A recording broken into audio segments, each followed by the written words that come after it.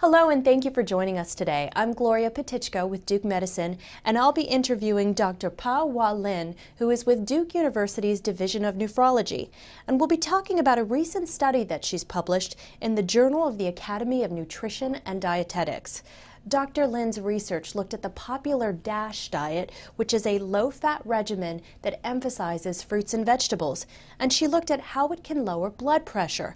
Dr. Lin found that people who had the greatest adherence to the DASH diet saw the largest reduction in blood pressure. We'll be talking to Dr. Lin about those findings and more. Thank you for joining us today and welcome. Thank you. What exactly is, Dr. Lin, the DASH diet? DASH is an acronym. It stands for Dietary Approaches to Stop Hypertension. It stands for a eating pattern that's rich in fruits, vegetables, low-fat dairy, whole grains, and it's also lower in animal products and also lower in sugar-sweetened sweets.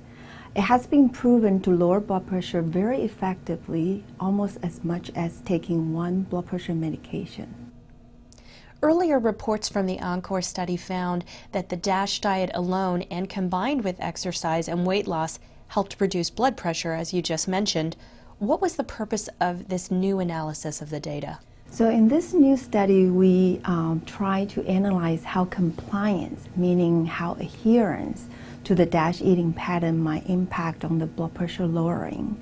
And also we looked at different characteristics like age, education and income, and ethnicity background, how those factors might affect their adherence to the eating pattern. And what did you find?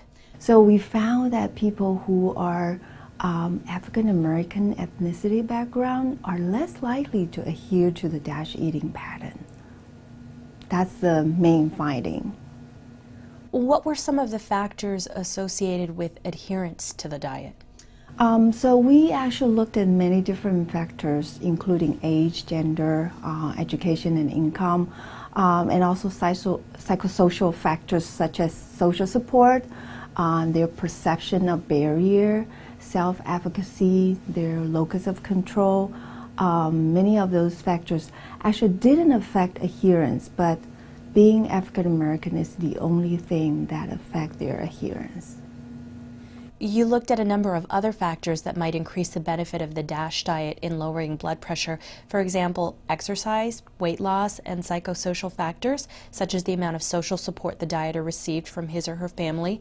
And you did talk a little bit about that, but what did you find? So what we found is DASH diet itself alone was effective in lowering blood pressure, but adding exercise and weight loss increased the benefit even more. So people lower blood pressure even more. Did you find ethnic differences in the consumption of DASH foods? Yes, we did found differences between African Americans and white participants, and we found that African American participants were less likely to consume dairy products, and they were more likely to consume sweets.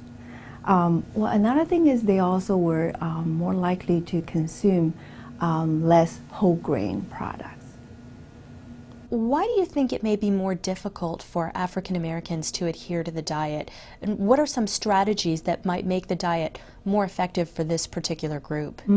That's a very good question, and there are all kinds of possibilities. We didn't really test those possibilities in a randomized control trial, but the possibilities could include taste preference, because this population was raised with a particular type of food pattern, and just like everybody else, you get used to a taste preference starting when you're young, and once you're raising that kind of taste preference, it's hard to change that when you're older.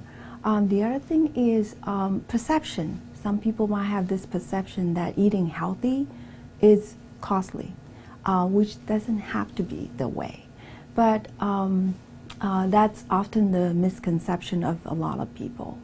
And another possible reason is, let me take dairy for an example. African Americans tend to eat less dairy products, and I think they are often thought to have lactose intolerance. So they are not able to digest dairy products properly, so they would have side effects that are not pleasant. But there are many dairy products out there right now that could take care of that kind of problem. But they may not be aware of that. They may not want to try that because of lack of knowledge or understanding. So I guess the bottom line is we need to educate people from different levels, from when they're young, or educate them in the marketplace, or just use different strategies to help them understand. Well, what's the next step for your research? Well, the next step is we're trying to study DASH diet in different populations, such as those who have resistant hypertension, meaning those who are taking medication treatment, but their blood pressure are still not under control. So that's a particular population that we're trying to study, see if DASH diet would also help them and would also be feasible for them to adopt this kind of eating pattern. And of course, we are also trying to explore ways to help people adopt this eating pattern in the real world. Thank you so much for joining us, Dr. Lin, again from Duke University's Division of Nephrology. Thank you. It's a pleasure to be here.